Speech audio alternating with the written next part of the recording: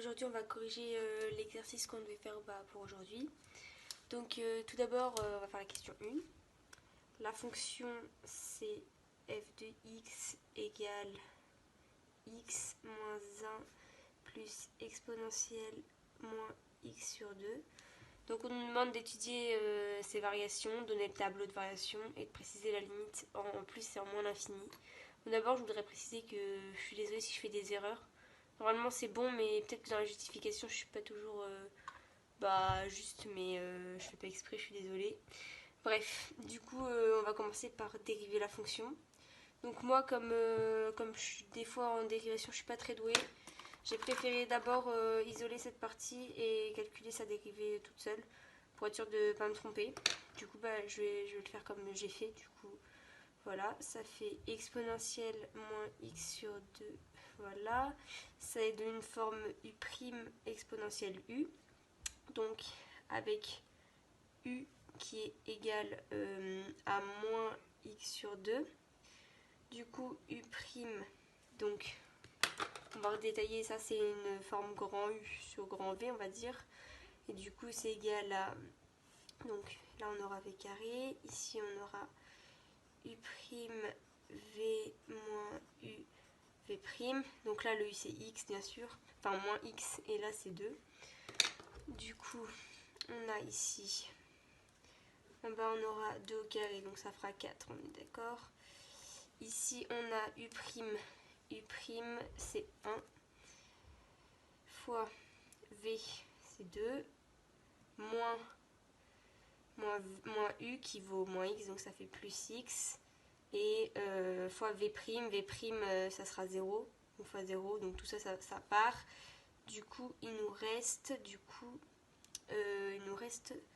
2 et j'ai oublié un signe, le signe de moins 1 là, voilà. Et du coup ça fait ça, et du coup ça fait moins 1 demi. Alors je me permets de faire un petit commentaire sur ce qui vient d'être écrit par Charlotte.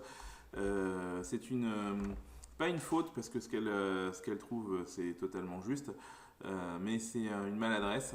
Donc quand on a u égale à moins x sur 2, c'est vrai que ça pourrait être tentant de faire comme on a fait, c'est-à-dire de considérer que c'est une forme u sur v. Mais ici c'est inapproprié parce que certes la forme le u égale moins x, ça serait tout à fait possible, mais c'est le v égale 2 qui pose souci. Parce que généralement on veut que u et v soient des fonctions, c'est-à-dire qu'elles dépendent de x. Alors ici v soit égal à 2 ne dépend pas de x, donc ça veut dire que l'interprétation qui est faite ici est une interprétation qui est un peu trop complexe, et donc plutôt que de dire que c'est moins x sur 2, le plus simple c'est de voir que u est égal à moins 1 demi fois x, et du coup ici on est sur une forme k fois u qui bien sûr se dérive en k. Et donc du coup ici on peut écrire directement que u' est égal à moins 1,5. Donc si on reprend cette dérivée là, elle vaut moins 1 demi. Au final ça fait moins 1 demi exponentielle moins x sur 2. Voilà. Et donc après on rajoute la dérivée de x devant, parce que moins 1 c'est une constante donc c'est 0. Donc là c'est la dérivée de f de x pour finir, elle est égale à 1 moins 1 demi exponentielle de moins x sur 2. Voilà, j'espère que c'était clair. Donc maintenant on va étudier le signe de ça pour pouvoir faire le tableau de variation après. Donc pour étudier le signe, là on va faire plus grand que 0, mais après il faudrait, pour que ce soit bien précis, le faire avec tout. Enfin, vous allez comprendre.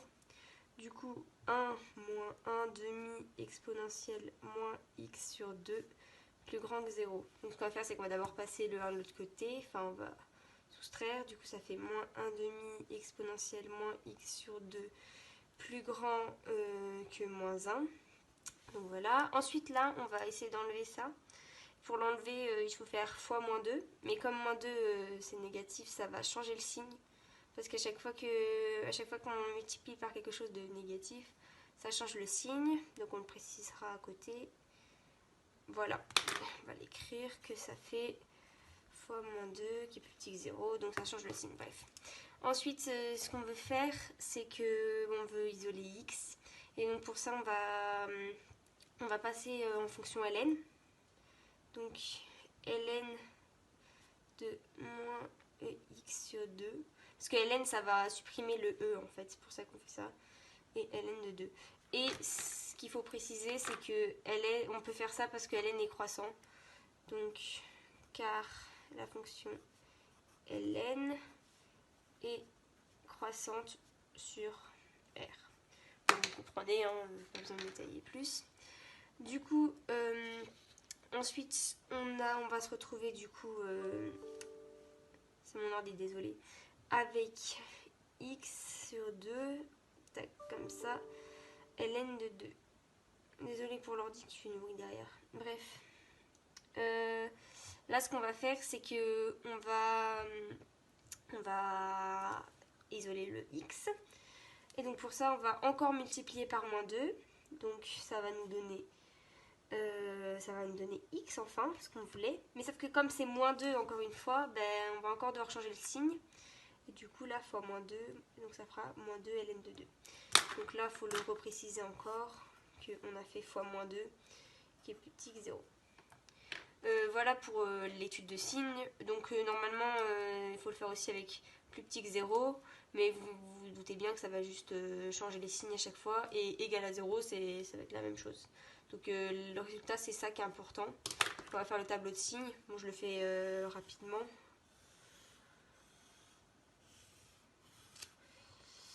C'est pas très beau, mais bon, c'est pas grave.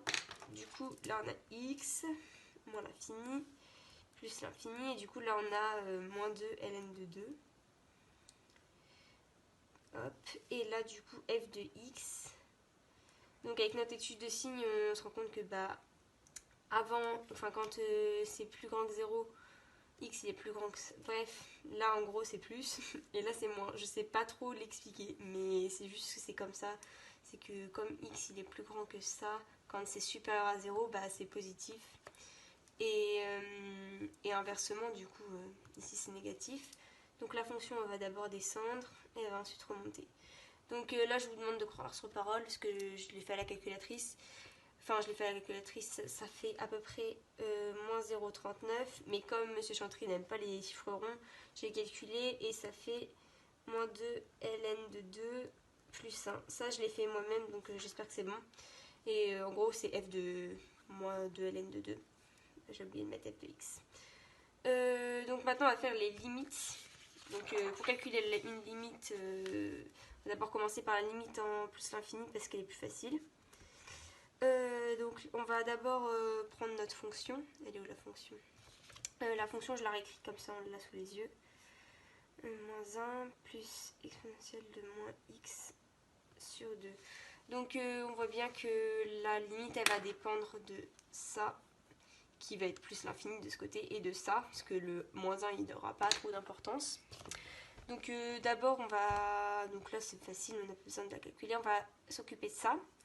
Donc en plus l'infini, la limite quand x tend vers plus l'infini de exponentielle moins x sur 2, ça vaut 0. Donc pourquoi? C'est parce que là on a, si ça tend vers plus l'infini, ça sera plus l'infini, mais avec le moins devant ça fait moins l'infini, et exponentielle de moins l'infini, enfin quand exponentielle va vers moins l'infini, la fonction elle est comme ça. Je sais plus trop où est l'axe, mais vous voyez. En gros, là ça va vers moins l'infini. Non, c'est pas comme ça. Bon, si c'est ça. Et là ça va vers moins l'infini. Vers 0, pardon. Quand on va vers moins l'infini. Donc la fonction, la limite c'est 0. Et donc après on a 0 ici moins 1 mais c'est pas important. Et plus l'infini plus 0, bon ça sera le 0 quoi. Donc limite quand x tend vers plus l'infini de f de x, c'est plus l'infini, ce qui est logique. Ensuite en moins l'infini, c'est que là il y a un petit problème. Donc en gros je vous montre ce que j'ai fait. Je fais un petit truc, mais en fait, j'arrive pas trop à justifier pourquoi ça c'est égal à 0. Du coup, j'attends le prof et je vous referai une deuxième vidéo pour vous expliquer pourquoi ça fait ça. Parce que il m'a pas encore répondu en fait, mais je peux pas tourner la vidéo plus tard. Du coup, voilà, bref. En gros, moins l'infini. je fais un petit truc, mais en fait, j'arrive pas trop à justifier pourquoi ça c'est égal à 0. Du coup, j'attends le prof et je vous ferai une deuxième vidéo pour vous expliquer pourquoi ça fait ça. Parce que il m'a pas encore répondu en fait, mais je peux pas tourner la vidéo plus tard. Du coup, bah voilà, bref. En gros, moins l'infini, ça fera aussi plus l'infini. Parce que si on tape à la calculatrice le graphique, de toute façon, on voit que ça va vers plus l'infini. Alors pourquoi la limite, enfin plutôt, quelle est la limite de la fonction f en moins l'infini? Alors Charlotte a raison, c'est une limite indéterminée. Pour ceux qui n'en sont pas convaincus, on peut regarder très rapidement. Lorsque x tend vers moins l'infini, il est évident que ce bloc-là va tendre vers moins l'infini, alors que l'exponentielle ici, comme ici le moins x sur 2 va tendre vers plus l'infini, du coup l'exponentielle ici va tendre vers plus l'infini, donc on est bien face à une forme indéterminée du type moins l'infini plus l'infini. Ici, il est important de savoir quel est le terme qui va devenir majoritaire. Eh bien, vous savez que entre une fonction polynomiale de type x-1 et une exponentielle, la fonction qui va devenir majoritaire, c'est exponentielle moins x sur 2. C'est-à-dire que plus x va tendre vers moins l'infini, puis va devenir grand négativement, plus la fonction exponentielle ici va tendre vers l'infini de façon importante par rapport à x-1 et elle va venir écrabouiller la fonction f. Donc ici, pour le démontrer, ce qu'il faut faire, c'est donc une factorisation par exponentielle moins x sur 2, qui est donc le terme majoritaire. Donc, on va faire cette factorisation. Donc ici, on fait f de x égale exponentielle moins x sur 2, facteur 2, x sur exponentielle moins x sur 2, moins 1 sur exponentielle moins x sur 2, plus 1. Ensuite, on va étudier chaque partie. Donc, premier point, la limite de exponentielle moins x sur 2, c'est-à-dire cette partie-là, quand x tend vers moins l'infini, on peut donc dire que c'est plus l'infini. Puisque, je rappelle, lorsque x tend vers moins l'infini, moins x va tendre vers plus l'infini, et exponentielle en plus l'infini tend vers plus l'infini. La deuxième, dans la parenthèse, ici, il va falloir s'attaquer à la limite de x sur exponentielle moins x sur 2. Donc ici, je vais donc écrire que c'est la limite de x sur exponentielle moins x sur 2 quand x tend vers moins l'infini. Et combien cela vaut-il? Donc ici, il faut s'appuyer sur les théorèmes de Cour et notamment les termes de croissance comparée. Le problème, les limites de croissance comparée, on en a deux. La première, c'est la limite de exponentielle x sur x quand x tend vers plus l'infini, c'est plus l'infini. Et la deuxième, c'est la limite de x exponentielle x quand x tend vers moins l'infini, et on sait que c'est 0. Donc voilà les deux limites de cours que nous allons devoir peut-être utiliser.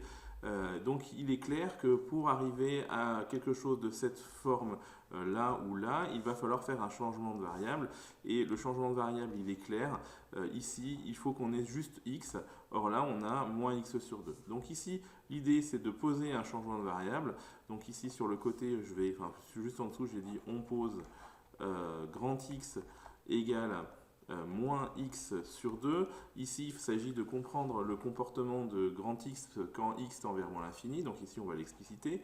Si X tend vers moins l'infini, alors grand X, lui, va tendre vers quoi? Grand X va tendre vers quoi? Eh bien, si X tend vers moins l'infini ici, moins X sur 2, le moins X qui est ici, va tendre vers plus l'infini, et moins X sur 2 aussi. Donc ici, grand X va tendre vers plus l'infini.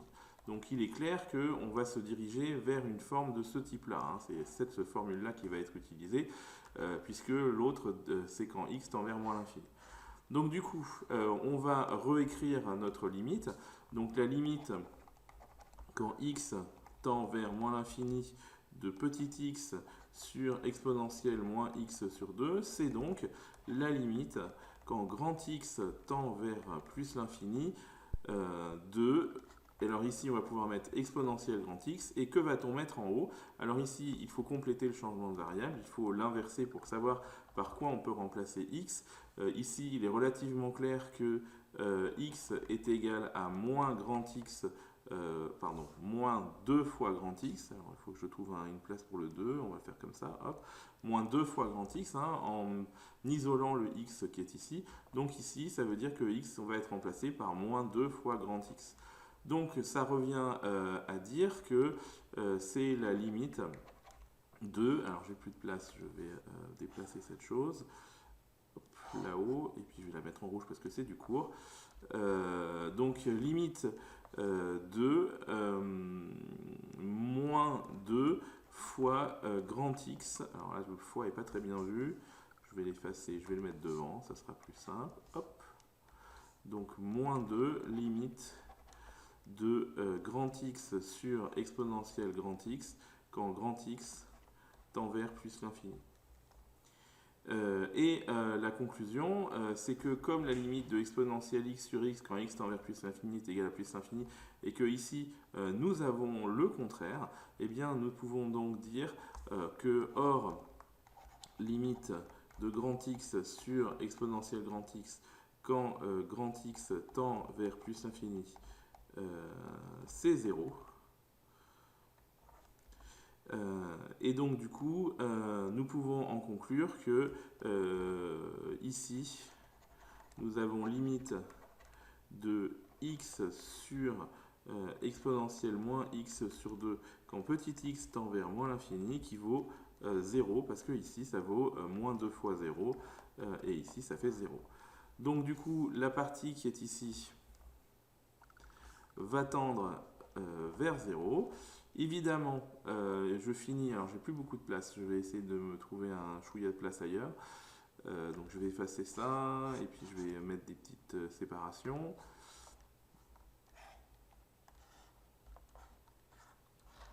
Voilà.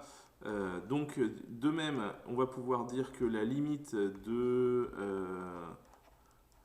1 sur exponentielle moins x sur 2, ça c'est totalement déterminé quand x tend vers moins l'infini. Eh bien ça vaut 0. Donc la limite de la parenthèse ici, donc puisque ici ça fait 0 pour cette partie-là, eh bien la limite de la parenthèse ici, par somme, ça fera 1. Donc ici on peut l'écrire, donc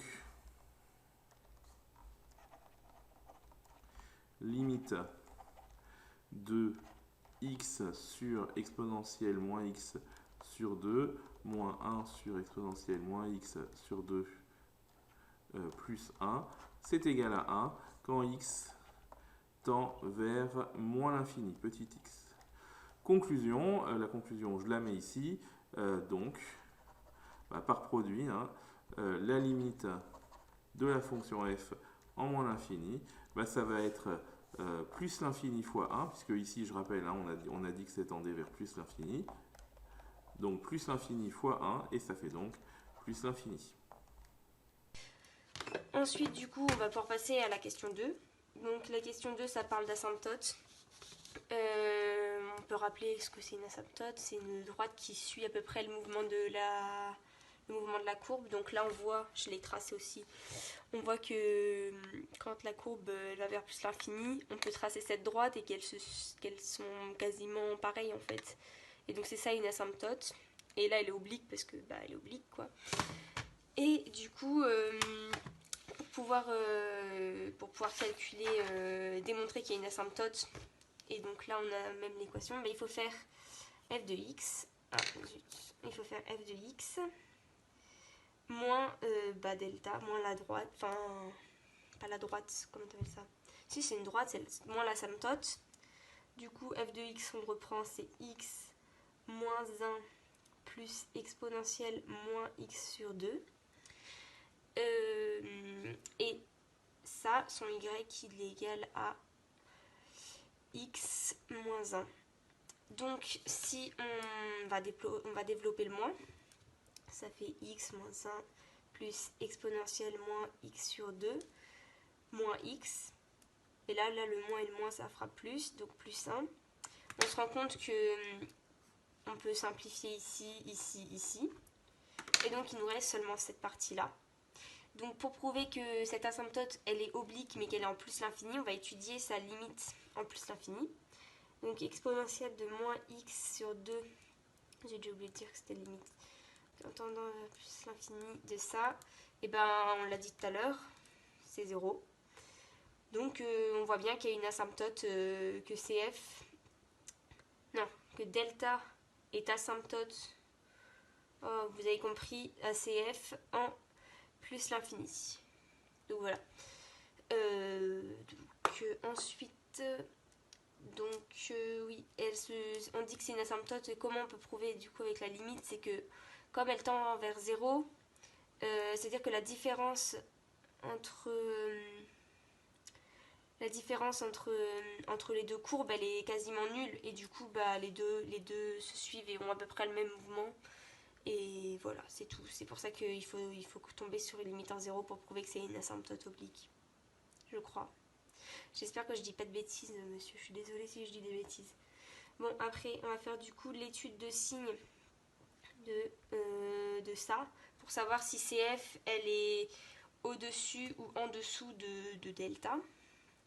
Donc voilà, donc l'étude de signe, on va faire... Du coup, on va prendre le résultat qu'on a trouvé, donc qui est exponentielle moins x sur 2. Et on va dire que c'est supérieur à 0 parce que l'exponentielle c'est toujours supérieur à 0. Du coup, on peut écrire que f de x moins delta, puisque c'est notre résultat, il est supérieur aussi à 0, ce qui est logique. Du coup, f de x est supérieur à delta. Donc en gros, f de x est au-dessus de delta. Et on peut le vérifier sur la calculatrice. On voit bien que f de x, bah, il est au-dessus de delta. Donc voilà. Delta, c'est en rouge, bien sûr. Et ensuite, on peut passer à la question suivante. La question suivante, elle était un petit peu compliquée. J'ai pas réussi à interpréter géographiquement. Mais je pense que quand Monsieur Chantry m'aura répondu, je pourrais vous refaire dans la deuxième vidéo avec la limite en moins l'infini et avec ça. Donc Alors, comment interpréter géométriquement la valeur de S lambda? Donc ici, S lambda, si on regarde bien son expression, c'est une intégrale entre 0 et lambda de f de x moins 1 dx. Ici, on peut réécrire S lambda en utilisant la propriété de linéarité de cette intégrale, en considérant qu'il y a deux fonctions. Il y a la fonction f d'une part et la fonction qu'on va appeler delta, enfin même si c'est pas vraiment une fonction, delta c'est une droite, mais la fonction, le morceau d'équation de la droite delta. Et donc du coup, on peut, d'après la relation de linéarité sur l'intégrale, dire que S lambda, c'est l'intégrale entre 0 et lambda de f de x dx, moins l'intégrale entre 0 et lambda de x moins 1 dx. Donc ici, on peut faire de l'interprétation géométrique. Qu'est-ce que c'est que ça?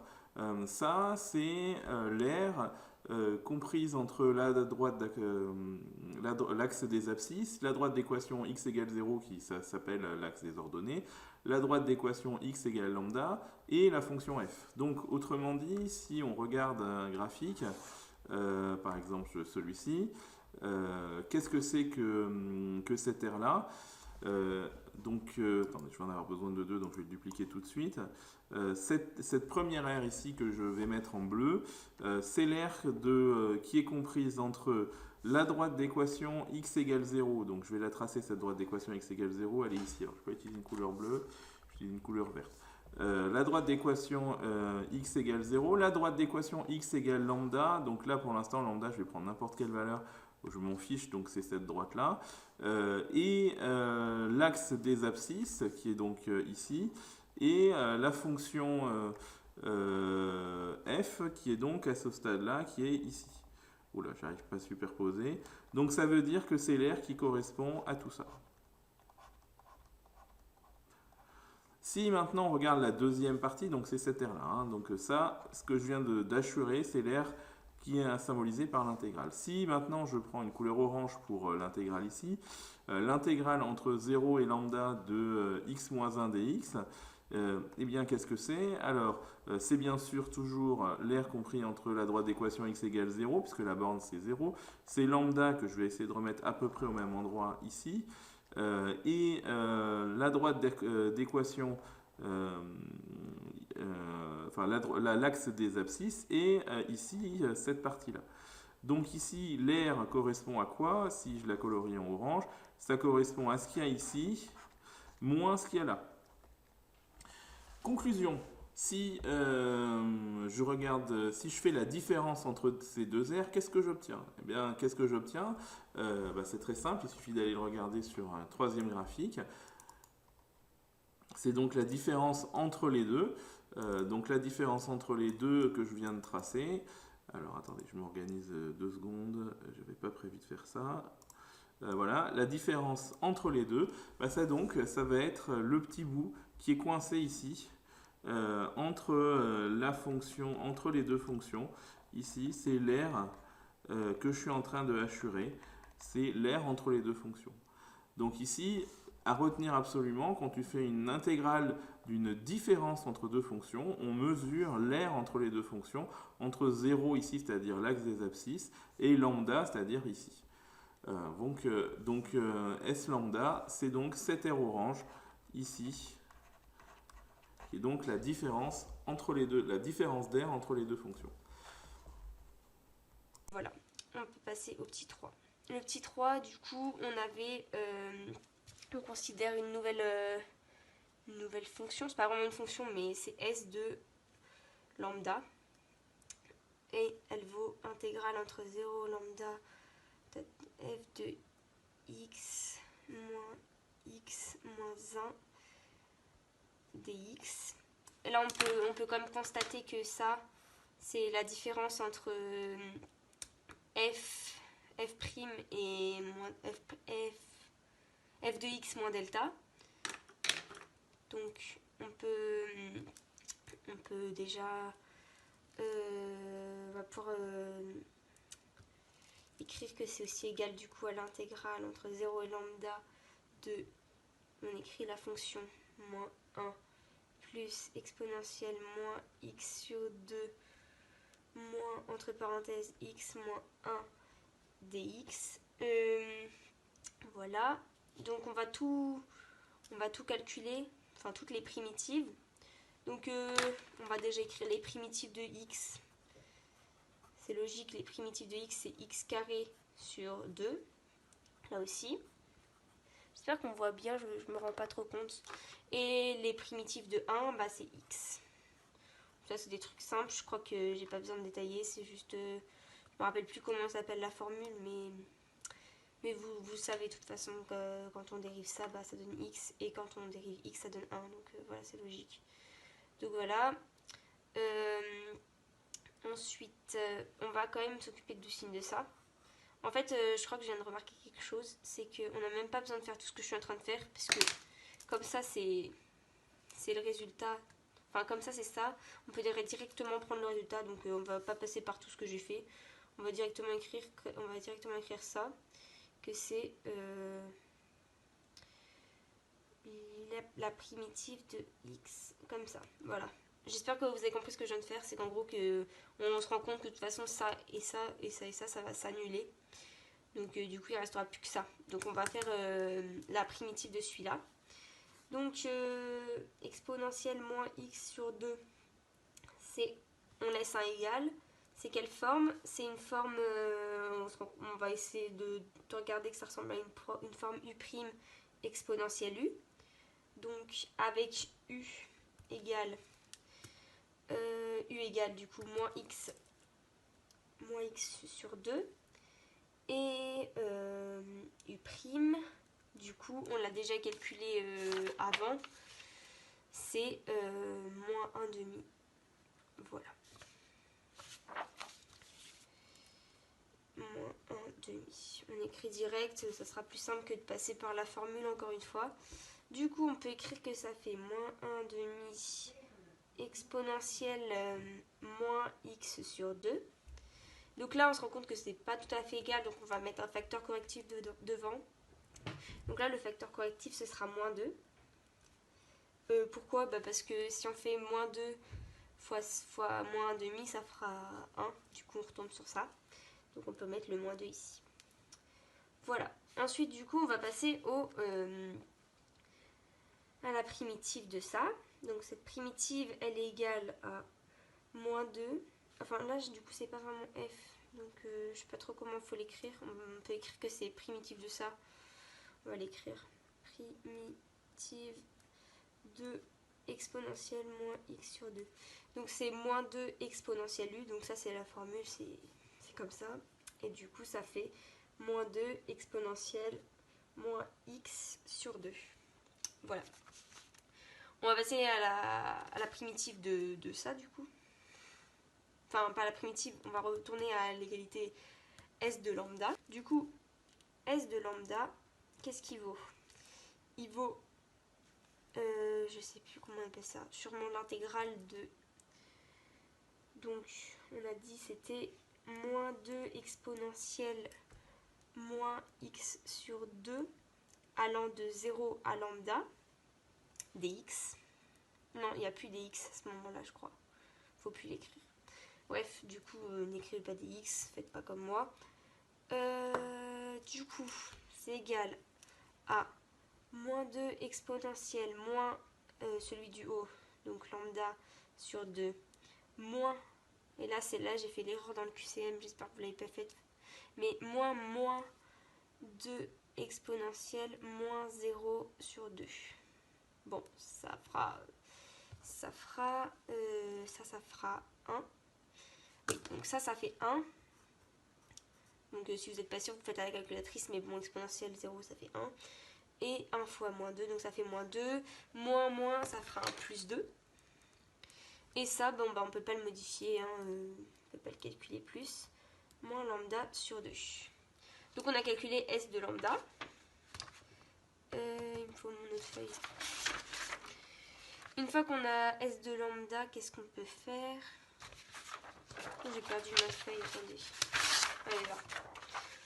Donc, une fois qu'on a fait S de lambda, on va calculer sa limite, parce qu'il nous le demande de toute façon dans l'énoncé. Donc, la limite en plus l'infini, quand lambda tend vers plus l'infini. Donc, plus 2, on voit bien, pour l'instant, ça influence pas trop, donc on va s'occuper de la limite de ça. Donc, la limite de moins 2 exponentielle moins lambda sur 2 égale, donc... Quand ça tend vers plus l'infini, là c'est vers plus l'infini, mais avec le plus, ça sera... avec le moins, je veux dire, ça va être moins l'infini. Du coup, exponentielle, quand exponentielle tend vers moins l'infini, ça fait 0. 0 fois moins 2, bon bah, ça fait 0. Donc voilà. Et comme on a le plus 2, bah, la limite, quand lambda tend vers plus l'infini de S de lambda, elle vaudra 2. Et donc là, il faut qu'on est censé interpréter ce résultat, mais franchement, je suis désolée monsieur, je sais pas. Du coup, je peux pas trop dire, mais je pense que vous saurez direct, donc vous pourrez l'expliquer. Peut-être que graphiquement on peut voir quelque chose, mais je pense pas être assez douée pour le savoir. Du coup, Et bien du coup, l'interprétation qu'on peut faire est assez simple. Ça veut dire que l'aire entre la courbe bleue et la courbe rouge, entre l'axe des abscisses et plus l'infini, c'est-à-dire sur la quasi-totalité de la courbe, eh bien, elle vaut 2. Donc en gros, toute l'aire comprise en orange ici, si je la trace un peu mieux, donc cette aire-là, ici, là, entre les deux fonctions, et en partant vers plus l'infini à droite, hein, c'est-à-dire on continue à tracer jusqu'à l'infini, et bien le total, ici, en fait, on sait que ça fera 2.